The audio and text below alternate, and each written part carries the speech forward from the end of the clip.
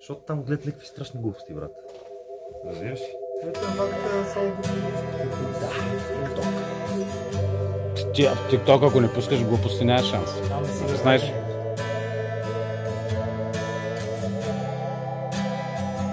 Ще може ли някой да сподели първия залез и после вълни? Ще седна, ще пуша и ще помълча, широко отвори очи ще поспя, тихо ще скрия луната с ръка, после ще търся шумът на река. Ще седна, ще пуша и ще помълча, широко отвори очи ще поспя.